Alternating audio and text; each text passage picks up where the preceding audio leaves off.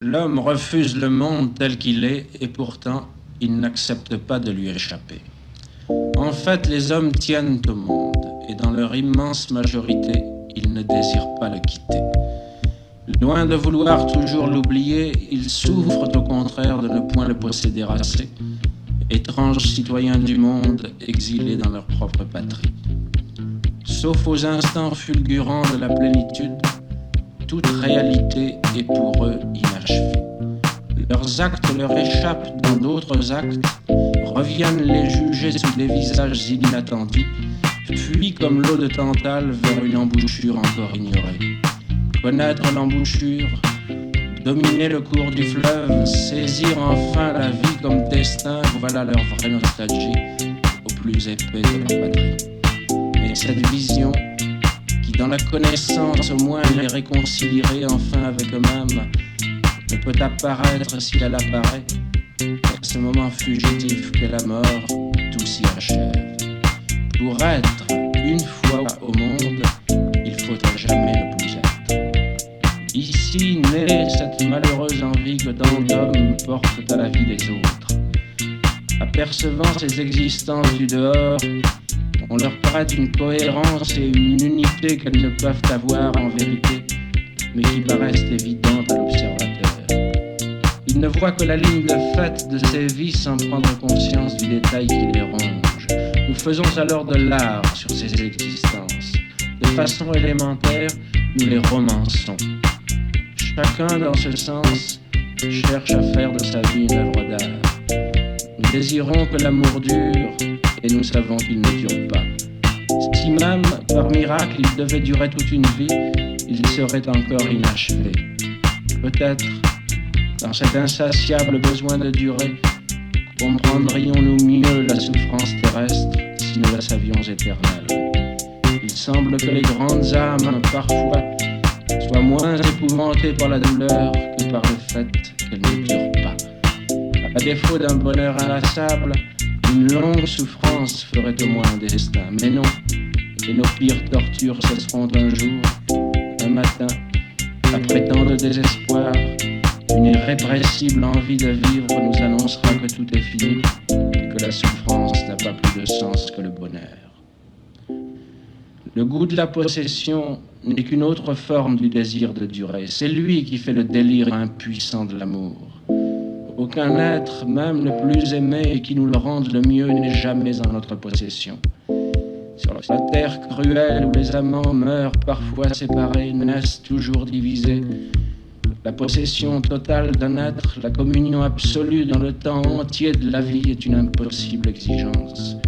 Le goût de la possession est à ce point insatiable qu'il peut survivre à l'amour même. Aimer alors, c'est stériliser l'aimé. La honteuse souffrance de l'amant, désormais solitaire, n'est point tant de ne plus être aimé que de savoir que l'autre peut et doit aimer encore. À la limite, tout homme dévoré par le désir éperdu de durer et de posséder souhaite aux êtres qu'il a aimés la stérilité ou la mort. Ceci est la vraie révolte. Ceux qui n'ont pas exigé un jour au moins la virginité absolue des êtres du monde, trembler de nostalgie et d'impuissance devant son impossibilité. Ceux qui, alors, sans cesse renvoyés à leur nostalgie d'absolu, ne se sont pas détruits à essayer d'aimer à mi-hauteur, ceux-là ne peuvent comprendre la réalité de la révolte et sa fureur de destruction. Mais les êtres s'échappent toujours et nous leur échappons aussi. Ils sont sans contour ferme. La vie, de ce point de vue, est sans style.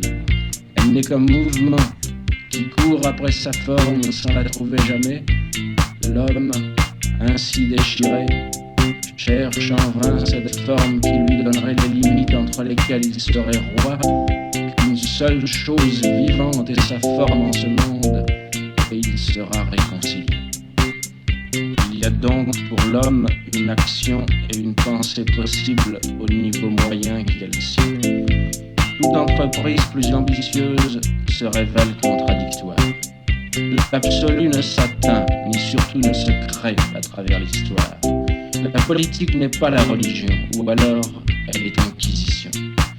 Comment la société définirait-elle un absolu? Chacun peut-être cherche pour tous cet absolu. Mais la société et la politique ont seulement la charge de régler les affaires de tous, pour que chacun ait le loisir et la liberté de cette commune recherche. L'histoire ne peut plus être dressée alors en objet de culte, elle n'est qu'une occasion qu'il s'agit de rendre féconde par une révolte vigilante.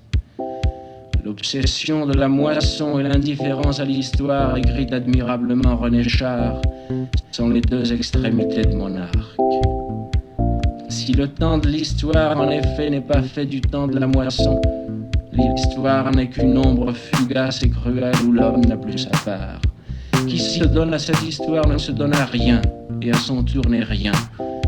Mais qui se donne au temps de sa vie, à la maison qu'il défend, à la dignité des vivants, celui-là se donne à la terre et en reçoit la moisson qui ensemence et nourrit à nouveau. Pour finir, ceux-là font avancer l'histoire qui savent, au moment voulu, se révolter contre elle aussi.